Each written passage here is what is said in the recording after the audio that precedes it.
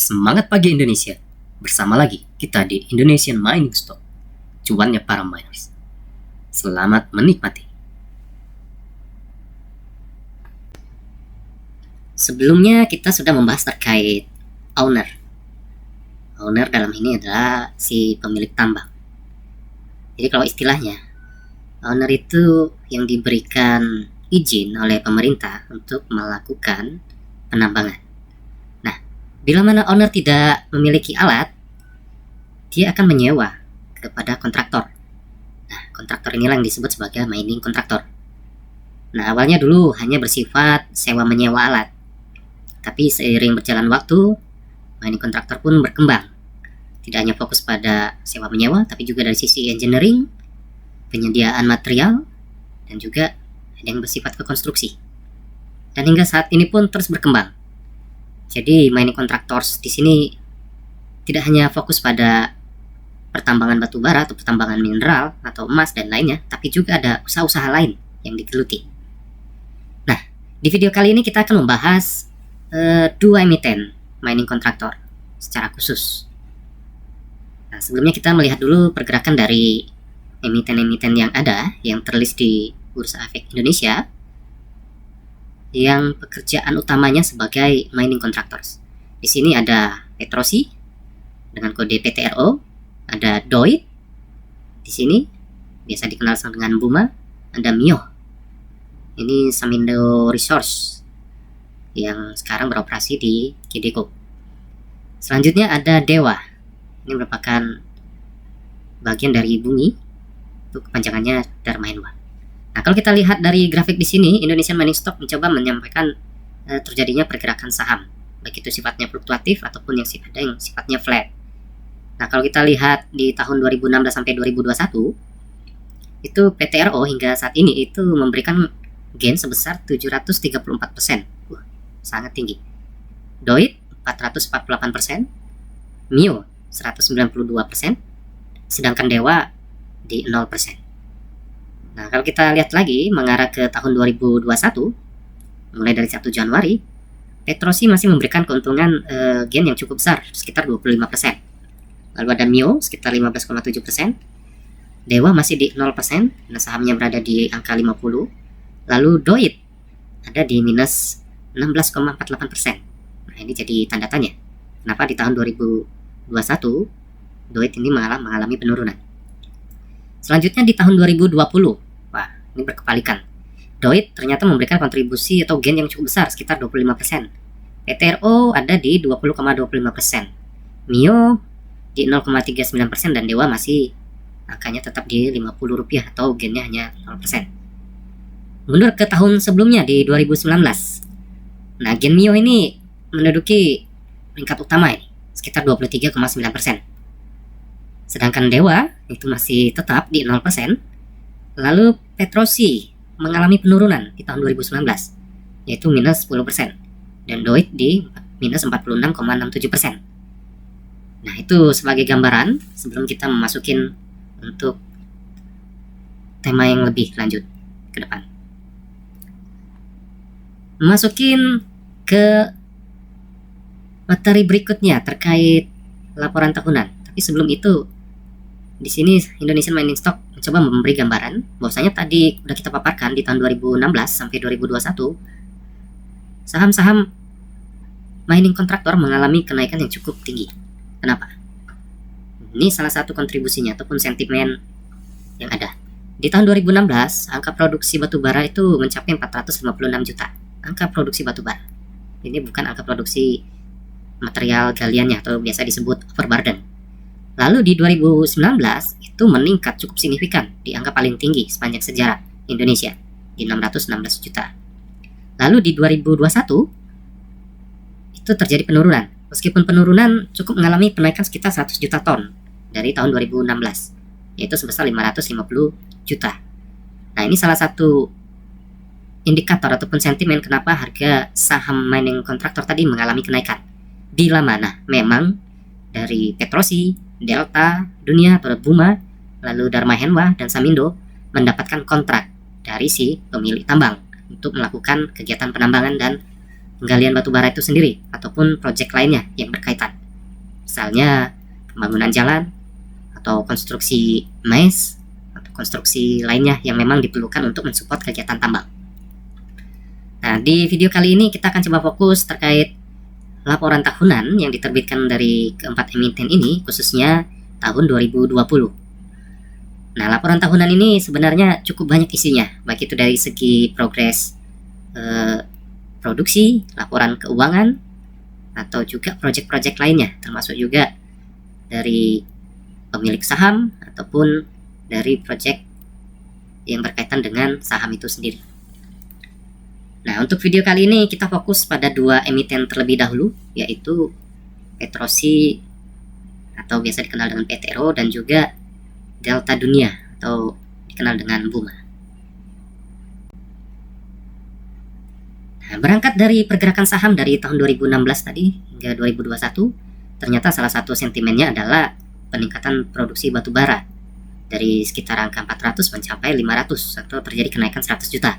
Tentunya ini akan memberikan sentimen bagi proyek-proyek mining contractors, dalam hal ini Petrosi. Nah, di sini Indonesian Mining Stock coba menyampaikan siapa saja sih pemilik dari Petrosi itu. Nah, karena Petrosi merupakan perusahaan terbuka yang sudah terlisting di IDX, maka Petrosi wajib menyampaikan siapa saja pemilik dari saham ini. Nah, kalau kita lihat di sini Petrosi itu dimiliki oleh dua pemilik saham secara garis besar, yaitu PT Indika Group sebesar 69,80%, lalu masyarakat atau publik sebesar 30,20%. Lalu Indika sendiri itu dimiliki oleh 3 grup besar, yaitu PT Indika Inti Investindo, PT Teladan Resource 30%, dan masyarakat juga 31,56%. Jadi ini cukup bertingkat.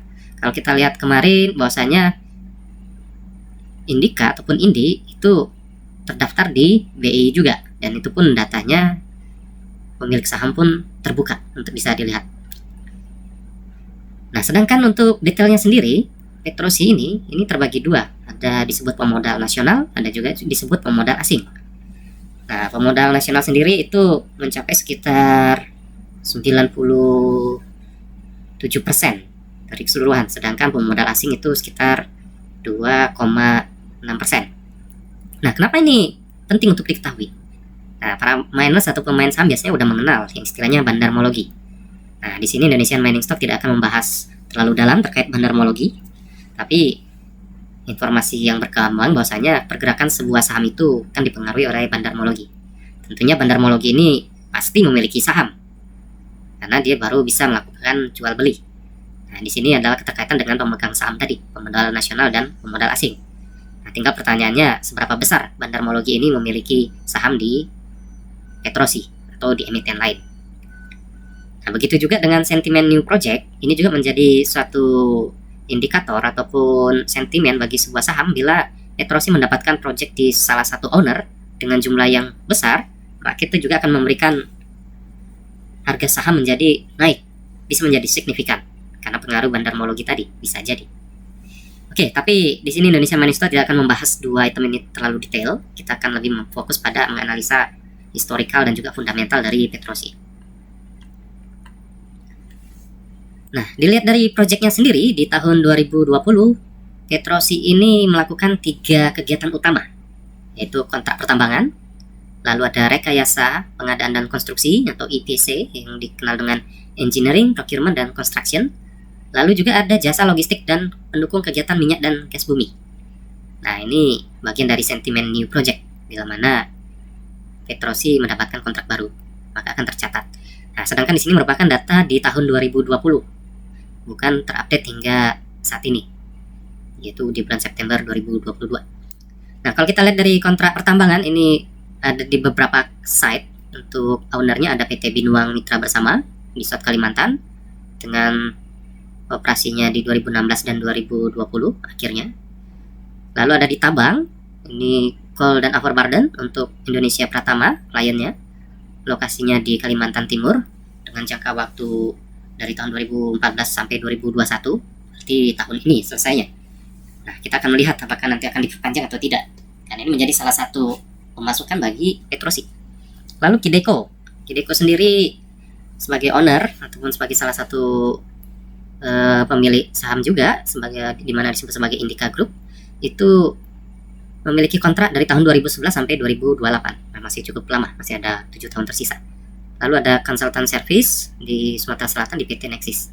Nah, begitu selanjutnya di rekayasa pengadaan konstruksi ada lumayan cukup banyak ini. Ada di Awak Mas Gold Mine di South Sulawesi, PT Masmindo Dwi Era, ada di Freeport juga. Freeport ini cukup banyak. Itu bagian supply dan placement fill material. Lalu ada konstruksi juga untuk port. Lalu ada sediment management. Lalu ada juga lift stock pile extension. Dan juga ada hauling and loading support service di PT Freeport. Nah, kontraknya cukup panjang, ongoing. Sedangkan di jasa logistik sendiri ada 2, di Provision of Supply Based Support Service. Ini ada di Kalimantan Timur, ada juga di Papua. Dengan kontraknya ada yang bervariasi dari 2021 dan 2020 akhirnya. Lalu ada juga yang sampai 2023. Nah, kalau kita lihat dari 3 komponen di atas, kita lihat penyumbang terbesar dari pendapatannya Petrosi. Nah, kalau di sini itu ada kontrak pertambangan yang paling besar ya, 61,62%. Lalu kedua ada rekayasa tadi, 19,32%. Jasa logistik peringkat ketiga 17,6%, lalu lainnya itu 1,46%. Nah, ini akan berubah seiring waktu bila mana Petrosi mendapatkan kontrak-kontrak terbaru di tahun-tahun berikutnya. Apalagi dengan rencana pemerintah untuk meningkatkan kembali produksi tambang di tahun-tahun berikutnya. Oke, kita masuk ke laporan keuangan secara highlight. Di sini Indonesian Mining Stock mencoba membahas secara ringkas saja, karena sebelumnya kita sudah membahas cukup detail terkait ini. Nah, di tahun 2020 Petros itu mencatatkan pendapatan 340 juta. Wah, sangat banyak. Sedangkan labanya sendiri itu meningkat 3,53% dari tahun sebelumnya, itu sebesar 31,18 juta. Nah, selain itu juga Petrosi itu mencatatkan pendapatan sebesar 209 juta untuk kegiatan pemindahan tanah lapisan penutup. Nah, sedangkan untuk batu baranya sendiri itu sebesar 26,79 juta ton batu bara. Untuk OB-nya 94,32 juta BCM. Lalu untuk lini bisnisnya sendiri untuk rekayasa, kalau tadi 209 itu untuk khusus jasa pertambangan. Nah, ini kalau untuk rekayasa konstruksi tadi 65,82 juta. Lalu jasa logistik itu sekitar 60,23 juta. Dan yang terakhir, kas untuk Petrosi sendiri di tahun 2020 itu meningkatnya cukup signifikan, 59%. Dari angka 54 juta dolar, di tahun 2020 itu mencapai 133,95 juta dolar. Nah, ini ringkasan terkait emiten Petrosi. Jadi kalau kita lihat tadi dari sisi produksi, ada terjadi peningkatan 2016-2020, ternyata memberikan juga gain pada saham Petrosi yang cukup naiknya signifikan. Lalu juga ada proyek-proyek yang sudah berjalan ataupun akan mau habis. Begitu juga berkaitan dengan pemilik saham. Nah, harapannya para miners memahami pada saat membeli saham Petrosi udah tahu detail terkait kinerja, bisnis unit, dan juga sumber pendapatan dari Petrosi itu sendiri. Oke, kita melanjutkan untuk emiten berikutnya, Delta Dunia, dengan semangatnya adaptive to changing environment. Oke, kita berangkat lagi dari pemegang saham ataupun pemilik saham. Bahwasanya PT Delta Dunia Makmur ini memiliki 3 unit usaha, yaitu PT Banyu Biru Sakti, PT Bukit Makmur Mandiri Utama, dan juga PT Pulau Mutiara Persada dengan persentase sahamnya 99,99%. Nah, sedangkan Delta Dunia atau Buma, kode sahamnya ya Buma, itu sendiri dimiliki 37,87% oleh Nostal Tambang Persada. Selanjutnya masyarakat cukup besar, yaitu hampir setengahnya lebih, 56,66%. Lalu ada Pak Andi Untono sebesar 5,47%. Lalu bagaimana dengan pembagiannya terkait pemodal nasional dan pemodal asing? Nah, di sini kalau kita lihat pemodal nasional itu sekitar 47,16%. Sedangkan pemodal asing itu sekitar 52,87%. 84%. Nah, ini lagi kaitannya dengan bandarmologi. Tentunya bandarmologi adalah bandar yang memiliki saham. Nah, tinggal kita lihat ini bandarmologinya tercatat di mana? Apakah di pemilih asing sebesar 52,84 atau di pemodal rasional 47,16%. Silakan miners amati pergerakan saham DOIT apakah cukup banyak fluktuatif, dan juga coba lihat broker-broker atau sekuritas yang ikut transaksi di saham DOIT ini. Nah, kalau kita lihat dari projectnya sendiri, ini ada 10 project yang ditangani oleh DOIT atau BUMA dalam hal ini. Itu terbagi jadi 3 pulau besar ya. Dari 3 provinsi besar di satu pulau. Ada Kaltim, ada 4 project. Ada di Kalteng 2 project, dan ada 4 project lagi di Kalsel. Nah, siapa saja itu? Nah, yang pertama Adaro Indonesia di Paringin. Periodenya 2009 sampai 2022. Nah, hal ini life of mine. Di nomor kedua di Berau itu 2012 sampai 2025, masih panjang. Di Berau Kol Binungan, kalau tadi Berau Kol Lati itu ada dari tahun 2003 sampai 2025. Wah, ini cukup panjang umurnya. Lanjut Sungai Danau Jaya SDJ dari 2015 sampai 2027. Ada lagi TAM Tajahan Antang Mineral, ini 2015 sampai 2025. Lalu ada Angsana Jaya Energi 2016 sampai 2021 tahun ini. Kita lihat apakah ini akan diperpanjang atau tidak. Kalau diperpanjang akan memberikan sentimen yang baik bagi DOIT. Ada pada ID di Kalteng 2017 sampai 2027. Lalu ada Tanah Tumbuh Resource di Kalsel itu 2018 sampai 2028. Cukup panjang nih life of mine. Nah, lalu ada di Insani Bara Perkasa di Kaltim hingga tahun 2025. Dan yang terakhir ada di Indonesia Pratama di 2018 sampai 2031. Ini yang umurnya cukup panjang. Nah, kalau kita lihat di sini baru menandatangani kontrak ekspansi dengan Bayan hingga tahun 2031. Oh, tentunya ini memberikan sentimen positif. Apalagi di bulan Juli kemarin itu ada informasi BUMA juga mendapatkan kontrak tambahan di Adaro Indonesia di Tanjung. Cuman karena laporan ini di tahun 2020 maka itu belum terlihat. Nanti akan kita lihat di laporan ketiga atau kuartal ketiga di tahun 2021. Nah, bagaimana dengan performance-nya sendiri? Kalau untuk pengupasan tanah per burden itu terjadi penurunan dari tahun sebelumnya, sekitar 26%, yaitu 281 juta. Lalu juga dari batu bara di tahun 2021 juga mengalami penurunan sekitar 49%, dari angka 50 juta capai 45,3 juta. Lalu bagaimana dengan EBITDA-nya sendiri? EBITDA, ini salah satu istilah lagi di keuangan ini. EBITDA sendiri itu turun dari 236 di tahun sebelumnya 2019, di tahun ini di 164 juta. Lalu bagaimana dengan laba usaha? Ya, seiring dengan lapisan tanah penutup berkurang, batu bara produksinya pun turun 9%, maka laba pun ikut turun sebesar 77%. Wah, cukup besar ini. Dari angka 88 juta hingga ke 20 juta.